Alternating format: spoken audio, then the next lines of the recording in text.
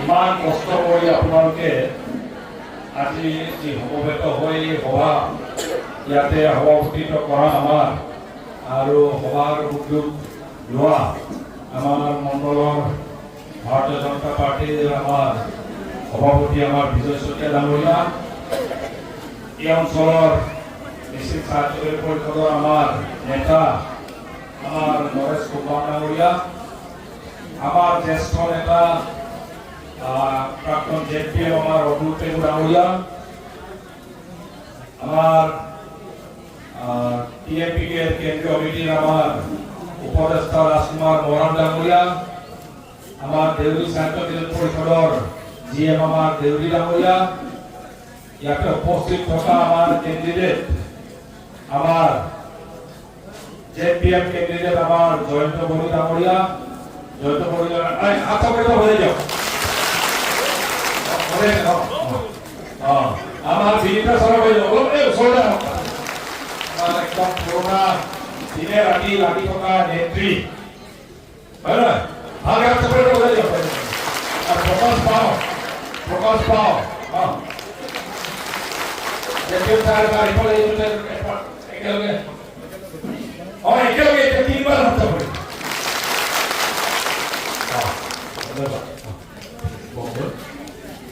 ইয়াতে উপস্থিত থকা আমাৰ এই অঞ্চলৰ নেতা আমাৰ সঞ্জয় কুমাৰ ডাঙৰীয়া, আমাৰ ভাৰতীয় জনতা পাৰ্টিৰ সম্পাদক কলিন দলে ডাঙৰীয়া, ভাৰতীয় জনতা পাৰ্টি সংযুক্ত গণশক্তি অসম গণ পৰিষদ আৰু আমাৰ বড়ো জাতীয় সংগঠনৰ আমাৰ নিকৃষ্ট নেতৃবৃন্দ আৰু আমাৰ শ্ৰদ্ধাৰ প্ৰাৰ্থীসকল আৰু আজি ইমান বেয়া বতৰতো সমবেত হোৱা সকলো ৰাইজলৈ পোনপ্ৰথমে মই আপোনালোকে এনেকুৱা বেয়া বতৰতো এনেকে হিল লল মানি গাঁৱৰ পৰা ওলাই আহিছে তাৰ কাৰণে আপোনালোক সকলোকে মই সংগ্ৰামী অভিনন্দন জ্ঞাপন কৰিছো। ৰাইজ, প্ৰথমতে মই কাশ্মীৰত পৰহি যিটো হৈ গ'ল, কাশ্মীৰ তাতে ভাৰতৰ আমাৰ বিভিন্ন অঞ্চলৰ পৰা যোৱা বিদেশৰ পৰা অহা পৰ্যটকৰ ওপৰত পাকিস্তানৰ পৰা আহি যিখিনি উগ্ৰপন্থীয়ে ২৭জনতকৈ অধিক মানুহক গুলীয়াই হত্যা কৰিলে আৰু গুলীয়াই হত্যা কৰোঁতে চাবলৈ গ'লে খুব দুখৰ বিষয়, এনে ধাৰাভাৰ সেই পৰ্যটনস্থলীত ৪-৫ হাজাৰ মানুহ আছিল, কিন্তু বাচি ২৭জন মানুহ মাৰিলে। কি বুলি বাছনি কৰিলে যে আপুনি মুছলিম হয় নহয়, যদি আপুনি মুছলিম হয় বাচি গ'ল, যদি হিন্দু হয়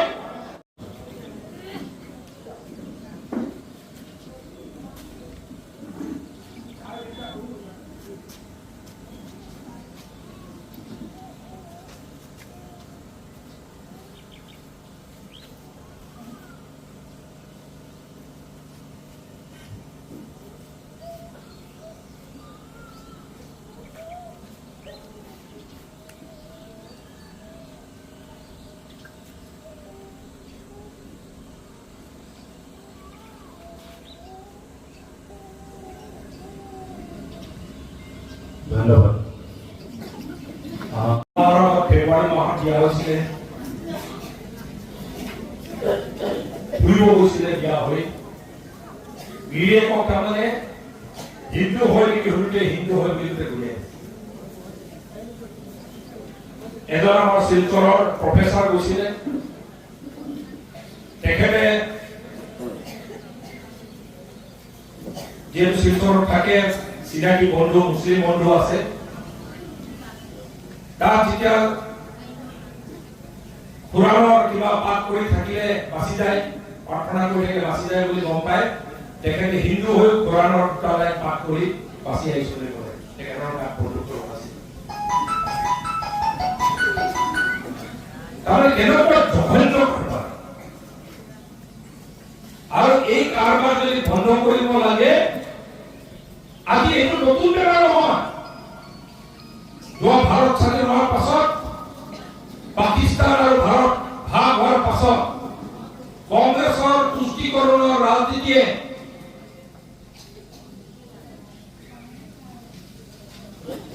এই সকল উগ্ৰপন্থীক ইমান সাহস দিলে, হিন্দুক বাছি বাছি মাৰাৰ সাহস দিলে। কিন্তু আমি দৃঢ়ভাৱে আমি ভাৰতবৰ্ষৰ নাগৰিক এক হৈ ক'ব বিচাৰিছো, আমি এইটো সহ্য নকৰো আৰু মোদীয়ে ইয়াৰ উচিত প্ৰত্যুত্তৰ দিব লাগে বুলি আমি আজি সকলোৱে জানো। আৰু আপুনি ভাবি চাওক, কাশ্মীৰৰ পাছত হাইয়েষ্ট আজি জনসংখ্যা যদি আছে অসমত আছে। কাইলৈ কংগ্ৰেছৰ হাতত যদি অসমত পুনৰ এতিয়া যায়, বাংলাদেশৰ পৰা উগ্ৰপন্থী আহি অসমতো এনেকুৱা হত্যালীলা হিন্দুৰ ওপৰত চলাব। তাৰ কাৰণে কংগ্ৰেছ, যি কংগ্ৰেছৰ এই লুঙি আৰু টুপিৰ ৰাজনীতি কৰা কংগ্ৰেছ, তুষ্টিকৰণৰ ৰাজনীতি কৰা কংগ্ৰেছ, এই কংগ্ৰেছক আমাৰ অসমৰ পৰা উৎখাত নকৰিলে কাইলৈ আপোনাৰ মোকো এনেকে বাংলাদেশৰ উগ্ৰপন্থীয়ে হত্যা কৰিব। তাৰ কাৰণে অনবৰত তুষ্টিকৰণৰ ৰাজনীতি, আৰু এই তুষ্টিকৰণৰ ৰাজনীতিয়ে বাংলাদেশী মূৰৰ মিয়াসকলৰ গাঁৱত যেতিয়া উগ্ৰপন্থী ওলাব বিচাৰে, কংগ্ৰেছে নিজৰ ভোটৰ ৰাজনীতিত তেখেতসকলক নিৰাপত্তা দি, তেখেতসকলক সুযোগ দি সাহস দি থাকে। এইবাৰ আমি এইকাৰণে আহ্বান জনাইছো অসমৰ জনগণক, অসমক আৰু এটা কাশ্মীৰ হ'ব দিব নোৱাৰো, আমি যুদ্ধ কৰিব লাগিব। আৰু কংগ্ৰেছৰ লুঙি আৰু টুপিৰ ৰাজনীতি অসমত এইবাৰ শেষ কৰিব লাগিব।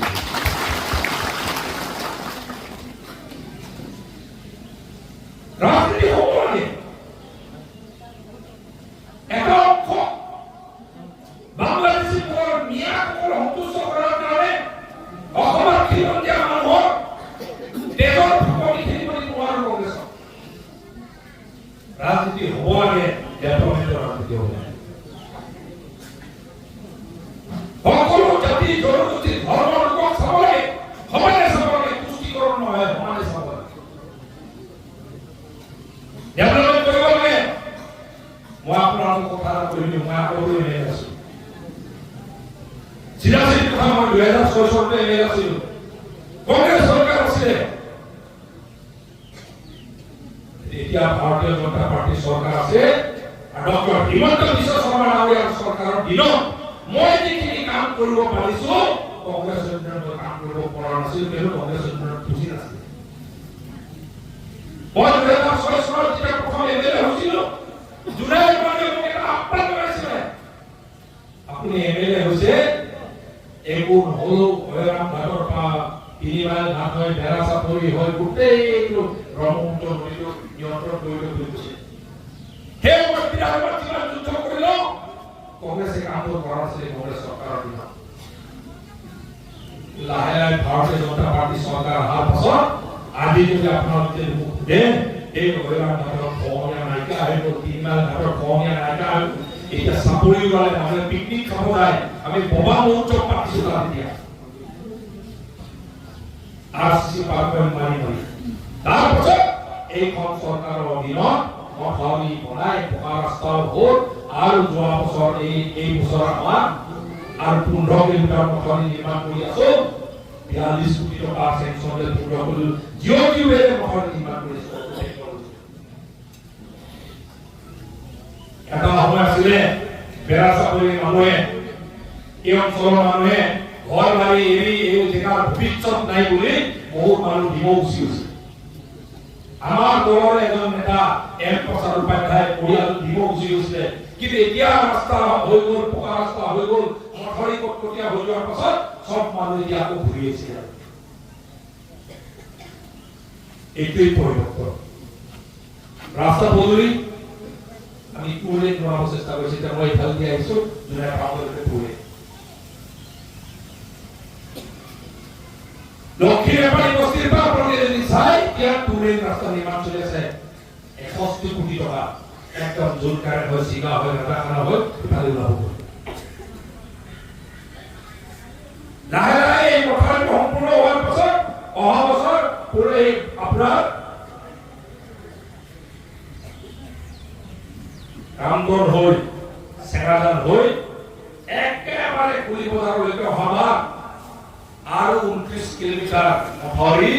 120 কোটি টকা চেংচন দিয়া কথা আছে প্ৰপোজাল গুচি গৈছে পাছলৈ আমি ৰৈ পাৰে মথাউৰিৰ ওপৰত যেনেকে এতিয়া ডিমৰ পৰা কুলি বজাৰ হৈ মথাউৰি একদম পকা ৰাস্তা প্ৰায় মাজুলীলৈকে যেনেকে মথাউৰি পকা ৰাস্তা বনালো এতিয়া ভিতৰেদি মাজুলী যাব পাৰি ঠিক সেইদৰে ভিতৰেদি আপুনি হাইৱেলৈকে যাব নালাগে ভিতৰে আমি বগীলৈ যাব পাৰি ডিব্ৰুগড় ভিতৰত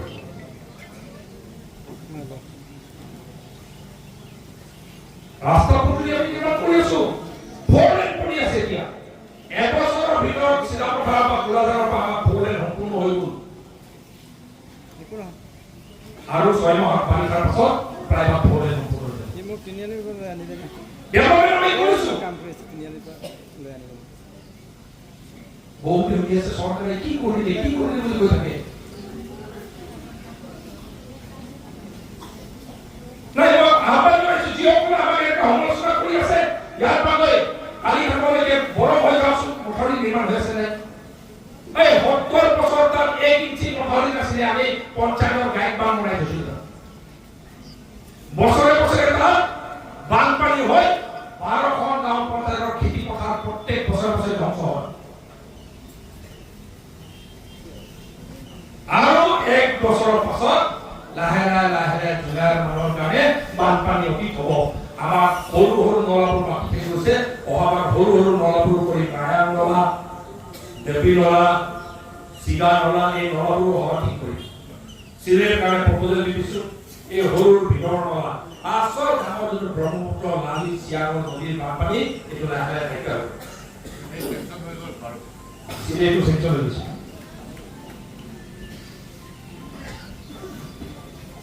আৰু মুখ্যমন্ত্ৰী ঠিকে কয় ভুৱন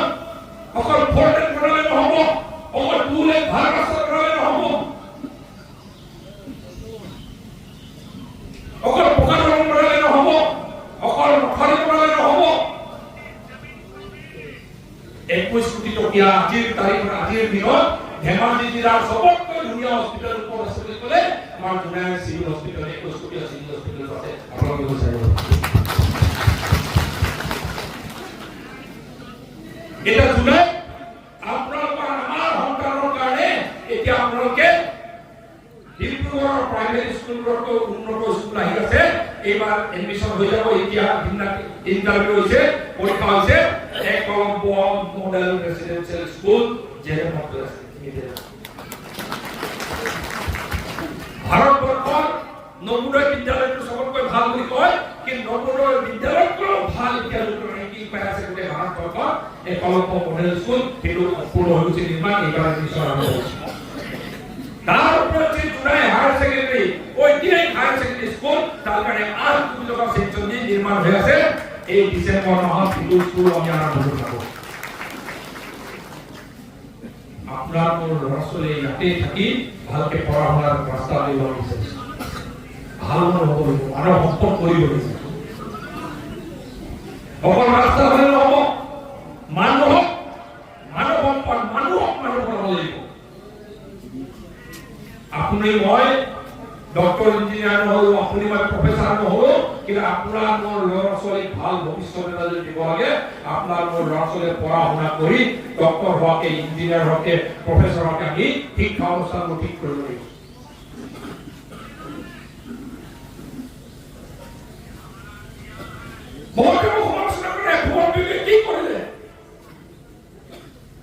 আৰে ভাই কলম্বো মডেল স্কুলটা ছায়া এবাৰ ছায়া বাৰো কম ছায়া 4 লেন নিৰ্মাণ হয়েছে ছায়া হোক ইয়াৰ পৰা খোলা জানাকে 4 লেন নিৰ্মাণ হৈ আছে ভুৱন পেগুৰ সমষ্টিতে হৈ আছে বেলেগতো হোৱা নাই নদীৰ পাৰে পাৰে গোটেই মথাউৰিটো ছায়া হোক আমচিচি পাৰ্কৰ পৰা ছায়া হোক খোৱানিয়া ৰোড হৈ ছায়া হোক 2 লেন ৰাস্তাবোৰ নিৰ্মাণ হৈ আছে ছায়া হোক এইটো নিৰ্মাণ শেষে হ'ল এই একে ধৰণৰ ৰাস্তা এটা ৰাজাখানা চিধা গাড়ীলৈকে গৈ আছে ৰেল লাইনৰ সেইটো চাইডে আৰু কেইদিনমানৰ পাছত জুনাই টাউনটো চিকচিকীয়া ধুনীয়া হৈ যাব তাৰো নিৰ্মাণ চলি আছে আপোনালোকে চাই আহিব এই নিৰ্মাণ চলি আছে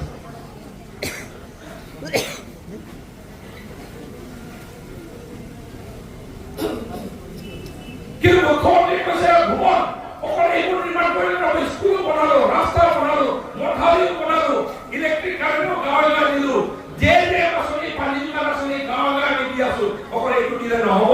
সাধাৰণ মানুহে জীয়াই থাকিব পৰাকে সহায় কৰিব লাগিব কাৰণ কি সাধাৰণ দুখীয়া গৰীব মানুহ সহায় কৰিব লাগিব সেইকাৰণে মুখ্যমন্ত্ৰী ডাঙৰীয়া অৰুণোদয় আঁচনি আৰম্ভ কৰি এইবাৰ আমি যিমান অৰুণোদয় দিছো মুখ্যমন্ত্ৰী হওক সেইদিনা 21 তাৰিখে জিঅ'কলে মিটিঙত কৈছিলে আজি 4 দিনৰ আগত জিঅ'কলে আমাৰ কোলাদাৰ চিৰাফাৰ মিটিঙত কৈছিলে মুখ্যমন্ত্ৰী চিধাচিধি কৈছে যিসকলে এইবাৰ নাপালে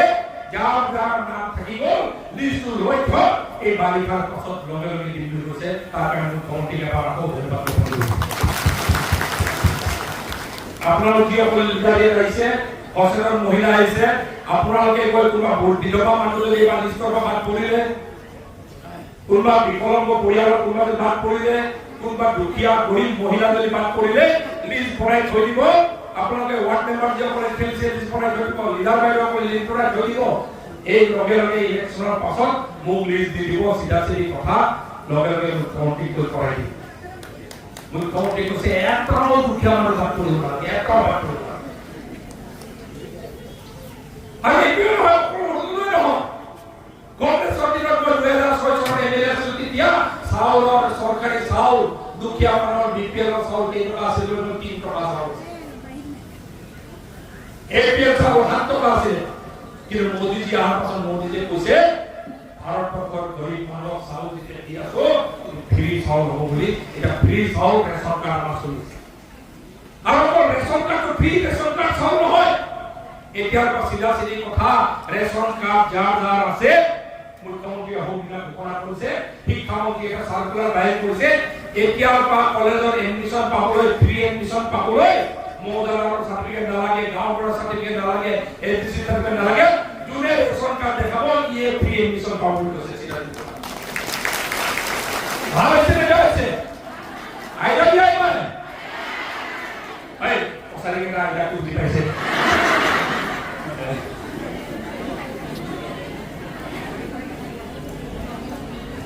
মা বড় মানুষ আছে না মাদাম হয় না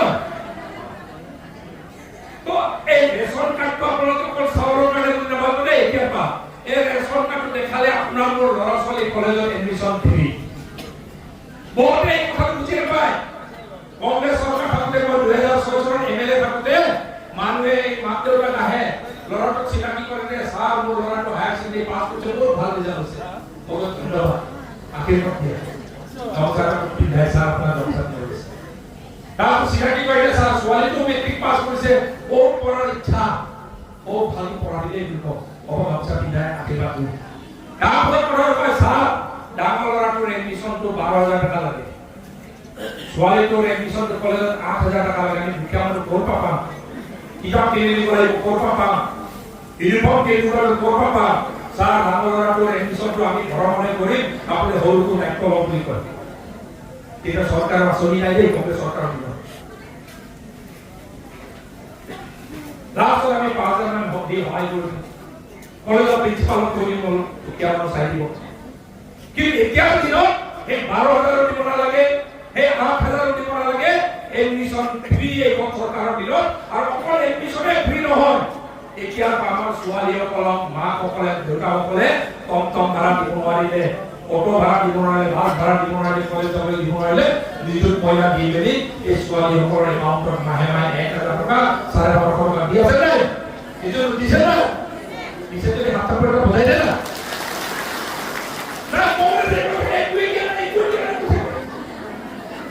ছোৱালী কলেজলৈ যাবলৈ পইচা দি আছে হয় না এডমিশনো ফ্ৰী ছোৱালী কলেজলৈ যাবলৈ পইচা দি আছে একাউণ্টে মাহে মাহে অৰুণোদয় দি আছে এতিয়া ৰেচন কাৰ্ড থকা সকলৰ কাৰণে এডমিশনো ফ্ৰী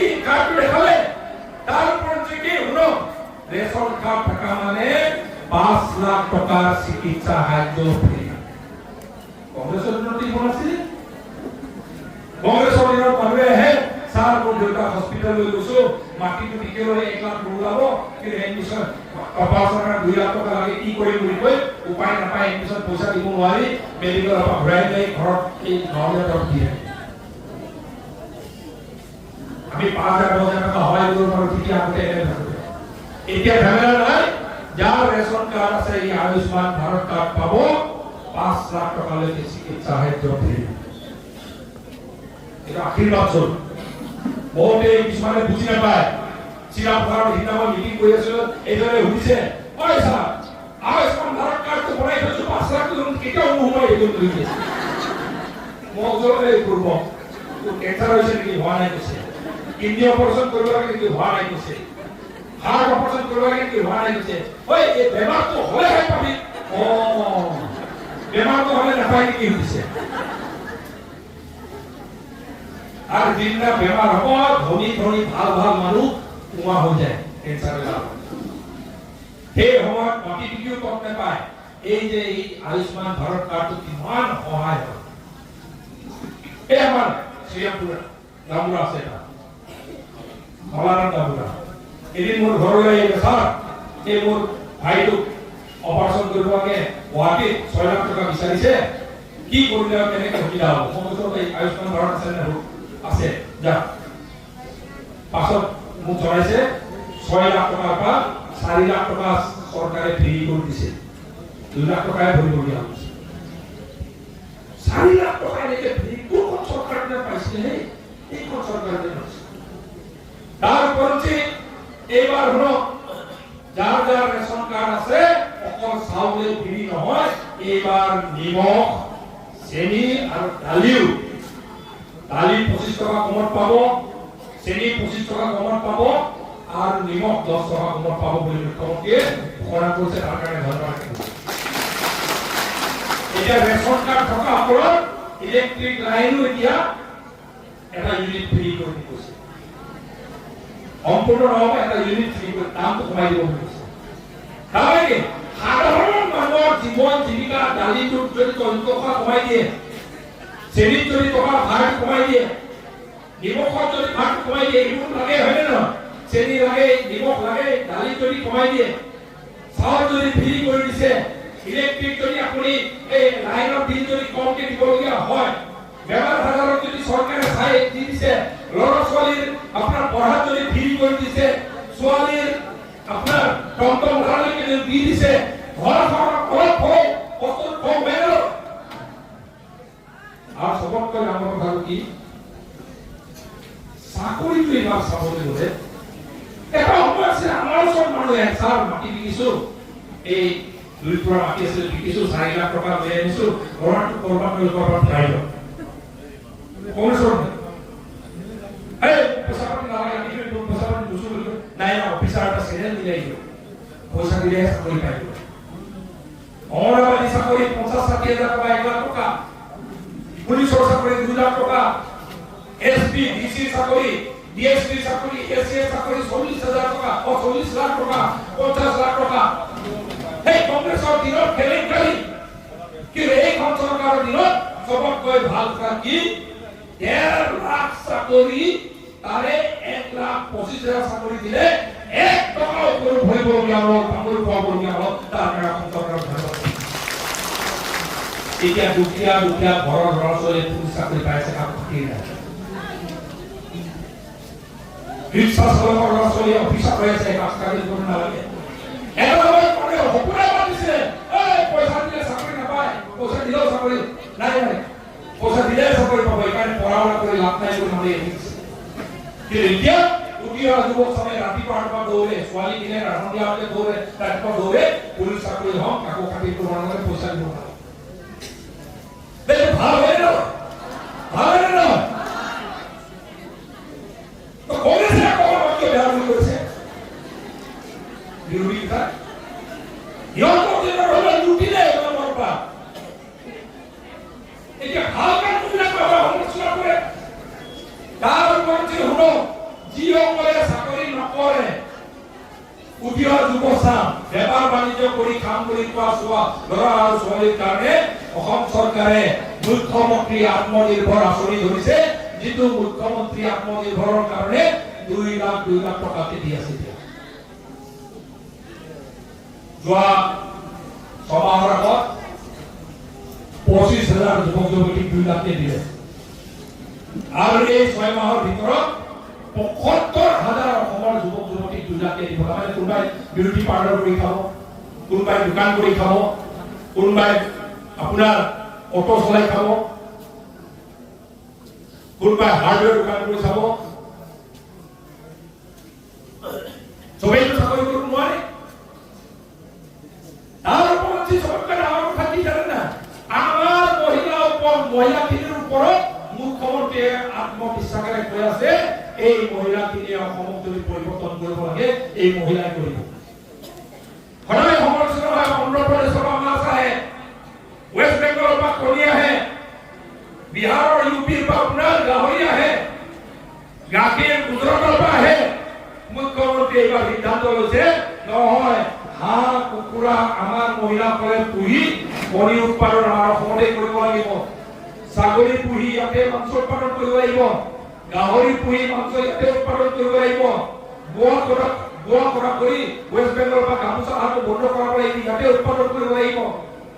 চব্জি খেতি কৰি ইয়াতে উৎপাদন কৰিব লাগিব, জাৰ্চি গাই পুহি ইয়াতে উৎপাদন কৰিব লাগিব গাখীৰ। তাৰ কাৰণে মুখ্যমন্ত্ৰীয়ে ঠিক কৰিছে, প্ৰত্যেকটো আত্মসহায়ক গোটৰ মহিলাসকলক 10,000 টকা ভৰাই দিয়াৰ সিদ্ধান্তটো গ্ৰহণ কৰি সিদিনা 1 তাৰিখে বিহালীত 10,000 টকা 1 তাৰিখে সমষ্টিত ভৰালে, সিদিনা 21 তাৰিখে আমাক ক'লে জুন মাহত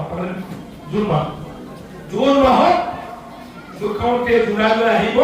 আৰু জুলাইত নাম আপোনালোকৰ সোমাই আছে 10,000 টকীয়া 1 লাখ কোটি বাইদেউ হিচাপে যিসকল সোমাই আছে, এই জুন মাহত প্ৰত্যেকৰ একাউণ্টত 10,000কে দিব বুলি কৈছে। আৰু 10,000কে যোনে ভালকে ব্যৱহাৰ কৰিব, লগে লগে 25,000 টকা ৰটেটিং পাৰ্টৰ কৰিব বুলি জুন বুলি ক'লে আৰু কেইদিন আছে, এইটোতে এপ্ৰিল মাহ শেষে হ'ব হয়নে নহয়, মে' জুন 1.5 মাহ, এইকাৰণে 1.5 মাহ ধৈৰ্য ধৰক। আৰু এটাই উদ্দেশ্য মুখ্যমন্ত্ৰীয়ে কংগ্ৰেছে কৈ আছে, আমাৰ মহিলাসকলক পইচা দি এলেহুৱা কৰিব বিচাৰিছে চৰকাৰে কৈছে এলেহুৱা নহয়, মহিলাসকলৰ হাতত পুঁজি দি হাঁহ কুকুৰা পোহক, বোৱা কটা কৰক, ছাগলী পোহক, গৰু পোহক, গাখীৰ উৎপাদন কৰক, বেপাৰ বাণিজ্য কৰক, আচাৰ বনাওক, বাহিৰৰ পৰা আহিব নালাগে, অসমৰ অৰ্থনীতিক আগুৱাই দিব লাগে। অসমৰ অৰ্থনীতিক আগুৱাই নিয়াৰ দায়িত্বটো মহিলাসকলক দিব বিচাৰিছে। মুখ্যমন্ত্ৰীকে বেয়া কাম কৰিছে নেকি? বেয়া কাম কৰিছে নেকি? আপোনাক পোচাই কৈছে আৰু সকলোৱে তোমালোকে হাত চাপৰি বজাই যাওক। 1.5 মাহ খালি এইটো কৈ থৈ দিওঁ, এই কথাটো কৈ থৈ দিওঁ, অৰুণোদয়টো কিন্তু তাৰপৰা যদি নাম বাদ পৰিছে, কিন্তু আপোনালোকে মোক বিধৱা সঁচাকে দুখীয়া মানুহ যদি আছে মোক নামবোৰ দিব দিম। মুখ্যমন্ত্ৰীক চিনাকি কৈছে, ভৱন জীৱনত একো নকৰিলেও কিন্তু গৰীব মানুহক সহায় কৰাটো বাদ নিদিব। কৰবাত যদি একদম বাছ থাকি গৈছে নে বাচি নিদিম, বাচি দিম কৈছে দেই। তাৰ ওপৰত যে এতিয়া জিঅ'টেক হৈ আছে, এই কংগ্ৰেছৰ দিনত আমি ঘৰ দিব বিচাৰো, আইডি নম্বৰ নাই, জিঅ'টেক ঘৰ দিব নোৱাৰো, গাঁৱত ঘূৰি থাকো, ঘৰটো ভগা ভগা ভাঙিব বিচাৰিছে, কিন্তু আমি দিব নোৱাৰো, কিয়নো আইডি নম্বৰ নাই, জিঅ'টেক ঘৰ আছে। এতিয়া নতুনকে জিঅ'টেক হৈছে, আৰু নতুনকে জিঅ'টেকৰ এটাই কথা দেই, মই কৈ থৈ দিওঁ, এটাই কথা, কোনে কেইবাৰ ঘৰ পালে আৰু আগতটো বহুত দূৰ, কিন্তু এইবাৰ মুখ্যমন্ত্ৰী এটা কথাই কৈছে, একটাও দুখীয়া মানুহৰ ঘৰ বাদ পৰিব নালাগে, সব জিঅ'টেক হ'ব লাগিব কৈছে। চিধা কথা একটা আৰু কিবা এটা কাৰণে যদি পঞ্চায়ত ইলেকশ্যন আহি যোৱাৰ কাৰণে কাৰোবাৰ যদি জিঅ'টেক থাকি গৈছে, এইটো মিচিঙত দিদিপকয়ক বুলি কৈছো। দিদিপকয়ক মানে অস্থিৰ হ'বলৈ মানা কৰিছো, কিয়নো পঞ্চায়ত ইলেকশ্যন শেষ হোৱাৰ লগে লগে আকৌ জিঅ'টেক যিকেইটা থাকি গ'ল খালি আমাক লিষ্ট দি দিব, চাৰ মোৰ থাকি গ'লে মোৰ বাইদেউটোৱে জিঅ'টেক নকৰিলে, মোৰটো থাকি গ'ল। লগে লগে মুখ্যমন্ত্ৰীক কৈ নিজে জিঅ'টেক কৰিব পৰাকে গোটেই এইবাৰ চিষ্টেম কৰিছে, নিজে থিয় হৈ নিজে জিঅ'টেক কৰিব পাৰে, কাকো কাটি কৰিব নালাগে, কাকো 500, 1000, 2000 টকা দিব নালাগে, চিধা কথা হয় নে নহয়? সবেই ঘৰ পাবলৈ। আৰু মই এটা সংকল্প কৰিছো, এই 26 চন এই 25 চনটো শেষ হোৱাৰ আগতে একদম মোৰ সমষ্টিত মানুহ ভাগ কৰিব নোৱাৰে ঘৰ বনাই দিছে। গাঁৱত গৈ যদি সুধো ঘৰ পাইছে নাই বুলি ক'লে চবেই যেন ঘৰ পাইছো বুলি হাত উঠায়। এনেকুৱা এটা দিন আমি চাব বিচাৰিছো। মুখ্যমন্ত্ৰী আমাক কৈছে বহুত এই পঞ্চায়ত ইলেকশ্যনৰ পাছত MLA, MP, জিলা পৰিষদ, পঞ্চায়ত প্ৰেসিডেন্ট, কাউন্সিলৰ সব ওয়াৰ্ড মেম্বাৰ গাঁৱে গাঁৱে ঘূৰি একদম দুখীয়া মানুহ যেন মই কেতিয়াবা মুখ্যমন্ত্ৰী মিটিং কৰিব আহিলে কোনোবাই ঘৰ পায়, কোনে ঘৰ পোৱা নাই বুলি কৈছে হাত দাঙা মানুহ যেন নোলাই। যদি কোনোবাই হাত দাঙে ভগৱান কত চাকৰি যাব বুলি কৈছে। তাৰমানে গৰীব মানুহ একটাও ভাত নেখালে বুলি কৈছে। আৰে এনেকে মুখ্যমন্ত্ৰীয়ে ক'ত পায় এনেকে বাচি বাচি এনেকে কাম কৰি থকা।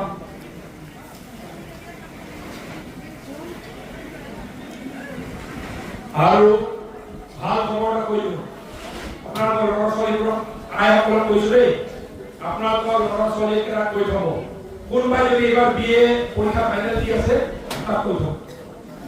কোনোবাই যদি এইবাৰ MA ফাইনেল দিব তাক কৈ থব। BA পাছ কৰাৰ লগে লগে 1 বছৰ চাকৰি বিচৰাৰ কাৰণে কোচিং লোৱাৰ কাৰণে চৰকাৰে মাহে মাহে 6,000 টকা দিব যিসকলে BA পাছ কৰিছে। যদি BA পাছ কৰাৰ লগে লগে চাকৰি বিচাৰিবলৈ যায় বেচাৰা আকৌ মাক দেউতাকৰ আকৌ পইচা লৈ যায়। একাৰণে চৰকাৰে কৈছে BA পাছ কৰাৰ লগে লগে MA পাছ কৰাৰ লগে লগে 1 বছৰ গুৱাহাটী ক'ৰবাত ডিব্ৰুগড় ক'ৰবাত কোচিং ল'বলৈ চাকৰি বিচৰাৰ নামত কোচিং ল'বলগীয়া হয় নে নহয়? সেই কোচিং ল'বলৈ দিল্লী যদি কোচিং ল'বলৈ যায় মাহে মাহে 6,000 টকা সেই যুৱক যুৱতীৰ একাউণ্টত ভৰাই দিব কৈছে। কথাটো কৈ থব দেই ঘৰত গৈ BA পাছ কৰিব। ৰাইজ ড্ৰোন সাৰ্ভেবোৰ আমাৰ শেষ হৈ গ'ল। সব এতিয়া ম্যাদী পত্তা দিয়াৰ কাৰণে সব ম্যাদ চেক কৰি আছে, পলিগন কৰি আছে, ড্ৰোন সাৰ্ভেবোৰ শেষ হৈ গ'ল। অহা 1 বছৰৰ ভিতৰত সব য'ত য'ত ড্ৰোন সাৰ্ভে হৈ গৈছে সব ম্যাদী পত্তা দিয়াৰ কাৰণে ব্যৱস্থা কৰিছে। আৰু খালি কেইটামান কথা কৈ দিলোঁ, যিমান নামঘৰ আছে, মন্দিৰ আছে, উপাসনা স্থলী আছে, গাৰ্ডেন আছে, এইবাৰ 200টা অনুষ্ঠানত আমি 3 লাখ টকাকে দিছো, 1.5 লাখ টকা দিনা চেক দিছো। কৰবাত যদি মন্দিৰ থাকি গ'ল, ৰাজহুৱা মন্দিৰ থাকি গ'ল, ৰাজহুৱা মন্দিৰ থাকি গ'ল, মই লিডাৰসকলক আপোনালোকে মোক লিষ্টটো বনাই দিব। মুখ্যমন্ত্ৰী কৈছে থাকি যোৱা এটা আকৌ ইয়াৰ 3 লাখে ধৰি গৈছে। কোনো কৰিব নালাগে, 200টা দিছোৱেই। মুখ্যমন্ত্ৰীয়ে 200টা কাৰণে দিছে। কোনখন চৰকাৰে 200টা নামবোৰক একেলগে 3 লাখে দিয়ে চেক দিছে? 1.5 লাখ টকা চেক দিছে, তাৰ কামটো কৰাৰ লগে লগে ইউচি ফটোস্কপ আনিলে আৰু 1.5 লাখ টকা লৈ গৈছে। আৰু যদি থাকি গৈছে 4 লাখ টকা, কৰবাত যদি থাকি গৈছে মন্দিৰ, নামঘৰ, গাঁৱৰ যদি থাকি গৈছে নাম লিষ্ট দি দিব, লগে লগে মই পঞ্চায়ত ইলেকশ্যনৰ পাছত লগে লগে দিয়ে দিব। হ'ব মাতৃত্ব ওপৰত কেই উপমা পাব কম কৰি থাকিব নালাগে, কৈ দিলে হ'ল হয় নে নহয়? আমাৰতো কোৱা নাই বুলি সেনেকে কম কৰি থাকে, এই কাম নিদিলে নিদিলে লিষ্ট দি দিলে হ'ল। আৰে আমিওতো মানুহ হয় নে নহয়? আমি মানুহ হয় নে নহয়? কৰবাত আমাৰো থাকি যায় হয়, এই ডিব্ৰুগড় থাকিব তো হৰাই দিলে হ'ল। আৰু এটা কথা কৈ দিওঁ, 200টা অনুষ্ঠানত আমি পইচা দিছো দেই, যদি থাকি গৈছে আৰু দিম, জানেনে 50-60টা আৰু দিব, 200টা দিলে 50টা দিয়া কি লাগে আছে দি দিম। খালি এই মিছিঙত মাপদণ্ড কৰি দিছে না, নিজে নিজে কম কৰি ৰাখা, নিজে নিজে কম কৰি যে হয় নহয় গুণ গুণাই থাকিছে, সেইটো কৰিব নালাগে। লাহেকে লিষ্টটো দি দিব, আমি কামটো কৰিম। আৰু এটা কথা কৈ থৈ দিওঁ, আমি গাঁৱৰ ৰাস্তাবোৰ এইবাৰ সব মেজাৰমেণ্ট কৰিব দি দিছো। সব গাঁৱৰ ৰাস্তাবোৰ বোকা পানী থকা যিমান ৰাস্তা আছে বনোৱাৰ কাৰণে সিদ্ধান্ত হৈছে। আৰু আপোনালোকক কৈ থৈ দিওঁ, বঢ়িয়া 70টা আৰু নতুন PMDS ৰাস্তা আহিব। বাৰিষাৰ পাছত আমি কাম আৰম্ভ কৰি অলপ ধৈৰ্য ধৰি গৈছো। PMDS ৰাস্তা, পকা ৰাস্তা আহিব, 70টা ৰাস্তা আহিব। MP আৰু মই দিল্লীত লাগি আছো। আৰু য'ত পকা হ'ব নোৱাৰে তাত একদম চিকচিকে আপোনাৰ চেন কেবল মানে GSB বুলি কয়, নতুন টেকনলজি, ৰোলাৰ মাৰি JCB কে ৰোলাৰ দি গোটেই চেংগেলে ধুনীয়াকৈ কৈ দিম সেইটোৰ হাতীটা পাম তো এইকাৰণে মানুহখিনিক মই অনুৰোধ জনাইছো কৰবাত অলপ বোকাপানী ৰাস্তা যদি আছে লিষ্ট আমাক দি দিব খালি চেং খালি উদাহৰণ এটা পটককে কম দি দিয়া ওরা ইচ্ছা আছে আমি বাড়াতে সব তো একেবারে কেন ঠিক করি করবা হল এখানে যত ভয় নাই আমার লিস্ট দি দিব আমি নোয়া জায়গা পুরো পিএমসি রাস্তা প্রপোজাল আছে জিএসপি রাস্তা প্রপোজাল আছে আপনার কমিটির দায়িত্ব হলো এই কাম করে দিন আর শিক্ষামন্ত্রী আমাদের কৈছে যত স্কুল যি পড়াবলগী আছে আমি এখানে লিস্ট দিয়াছো স্কুলগুলো আমি 15 লাখ টাকাকে এলপি স্কুলত পইচা দি আছো এইখিনিও আমি মৰিয়া কিমান 90 লাখ অধিক স্কুল পাম 15 লাখ টাকা নতুন ক্লাছৰুম পাম আমাৰ ল'ৰা ছোৱালী পঢ়া স্কুল সব ঠিক ঠাক কৰি আৰু সেইখিনিকে গৈ পুনৰবাৰ ইমান বিৰাম কৰক এনেকে যে একদম ভিৰ দল ভাঙি আপোনালোকে আহিছে তাৰ কাৰণে পুনৰবাৰ আপোনালোক সকলোকে মই ধন্যবাদ জনাই আৰু এইবাৰ বিপুল ভোটত জিলা পৰিষদৰ পরম ফুল আমার জয়ন্ত বই আমার এপি আঞ্চলিক পঞ্চায়েত আমার কাউন্সিলর আমার ভাইজুলার আমার এই আমার বিদ্যা সরবাইলো পেটু ফুলক আমার প্রকাশ পাও তেখেতো সিলেজিপি তেখেতকো ফুলক পরম ফুলক বস্তু দি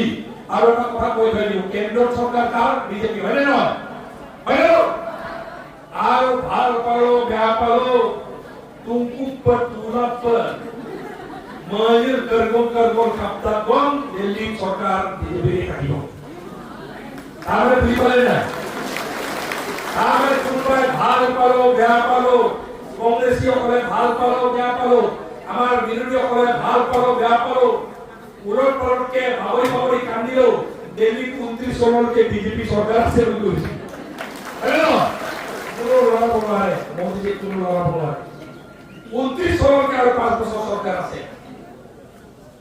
অসম সরকার ডক্টর হিমন্ত বিশ্ব শর্মার সরকার 26 সনলকে আছে আর আজিৰ তাৰিখত যেনেকৈ সৰকাৰ ভাল কাম কৰি আছে 26 বছৰ পুনৰ মেজৰিটি পাই ডক্টৰ হিমন্ত বিশ্ব শৰ্মা আকৌ মুখ্যমন্ত্ৰী অৱস্থিত আছে আজি কৈ দিলো আমাৰ যিসকলে আমাক বিৰোধ কৰি আছে উপায় নাই তাৰ 5-6 বছৰ কাটিব লাগিব আৰু একবাৰ চাবলৈ গ'লে দিল্লী পলিটিক্স সৰকাৰ অসমৰ ডক্টৰ হিমন্ত বিশ্ব শৰ্মাৰ বিজেপি সরকার এমপি প্রধান বড়ুয়ার আমাদের বিজেপি মন্ত্রী বিজেপি ডক্টর মনোজ পেগু ভুবন পেগু এমএলএ বিজেপি হয় না আর পঞ্চায়েত মেম্বার একটা বেলেগ বুঝিয়ে কি কথা আছে তো এমপি যখন বেলেগ পার্টি থেকে কি আছে কোন না আরে কাইলে পঞ্চায়েত মেম্বারকে দরকে কি বলে বেলেগ একটা পার্টি বলে এই পঞ্চায়েতের বহার সকিয়ে না হবে তারপর আপনারা কব মেম্বার দিকালে কি হবো এই বিজেপি এই গণশক্তি গোটেইটা মিলি মেলি মোৰ চকিটো কৰিব নিদিয়ে সেন্ট্রটো দুয়াটো দিলে কথা হয় না আর কেনে দিন বারো ভুবন পেগু মুনাল পরানপুর মুনাল বিজেপি মুনাল দুই ভাবাটো কি সদিন করো সেন্ট্রটো দিয়ে তো দূরে ভিডিও করে ভাই আর সেন্ট্রো ক্যান্সেল করো আমি উচ্চারণ বল কাম বল ভিডিও কোন কথা বলবো না কথা বলবো কারণ বলবো এই কারণে মানুষ ঘুরি গিয়ে বুঝাইব ওই এটা সিজনটো বেয়া বেলেগ পার্টি নকৰি যদি বেলেগ পাৰ্টি কৰিছিলে বাদে আৰু যি আছে চবে মিলি হয় না একেলগে মোদীজীৰ অধীনত হয় না মোদীজীৰ লগত আৰ ডক্টৰ হিমন্ত বিশ্ব শৰ্মা ডাঙৰীয়াৰ লগত আৰু এমপি প্ৰধান বৰুৱা ভুবন পেগু চবে মিলি আছে আমি মিলি থকা একদম শক্তিশালী সরকার লগত আমি কাম কৰিব লাগিব সবকে আপোনালোকে ঘুৰি গৈ ঘৰে ঘৰে ঘুৰি গৈ কথা ক'ব হ'ব না তো আপোনালোকে দায়িত্ব দিলো বিজেপি পুরো ভোট যাবলৈ গোটেই গাঁও ঘূৰা দায়িত্ব আপোনালোকক দিলো তামোল পাত কালি এতিয়া তামোল পাত 10 টকা 20 টকা খৰচ কৰি আপোনালোকক কামত লগাওক ভবিষ্যতে 5 বছৰ মই দায়িত্ব লৈছো আমাৰ প্ৰেসিডেন্ট কাউন্সিলৰ আৰ আমাৰ জয়ন্ত বড়ি জেপিএম আৰ কাউন্সিলৰ বাইদেউ বিনিতা স্যাৰ বাইদেউ আৰ মেম্বাৰ সকলৰ হৈ মই ভিডিও কৰি আপোনালোকৰ যিমান দাবী আছে সব পূৰণ কৰাৰ মই দায়িত্ব লৈছো আৰু আজি কৈ থৈ দিওঁ অহা সোমবাৰে 28 তাৰিখে ইয়াতে 3টা বজাত দুই তাৰক এমপি মহোদয় আৰু মই আহি আকৌ মিটিং কৰিম হ'ব তাৰে মই গ্যাৰান্টি এটা দিলো এমপি মুখকৈ ডাঙৰ হয়নে নহয় পৰাণপুৰৰ ডাঙৰীয়া তেখেতৰ মুখৰ পৰা আপোনালোকক চেন্ট্ৰেল গভৰ্ণমেণ্টে কি কাম কৰিব বিচাৰিছে পিএম দেশই আমি যে অলপ আগতে মই ক'লো কিমানটা ৰাস্তা যে আমি বনাব বিচাৰিছো তেখেতে দিল্লীত যে সেকশন যে কৰাই আছে লাগি আছে এই কথাবোৰ ক'ব তাৰ কাৰণে আজি ঘূৰি গৈ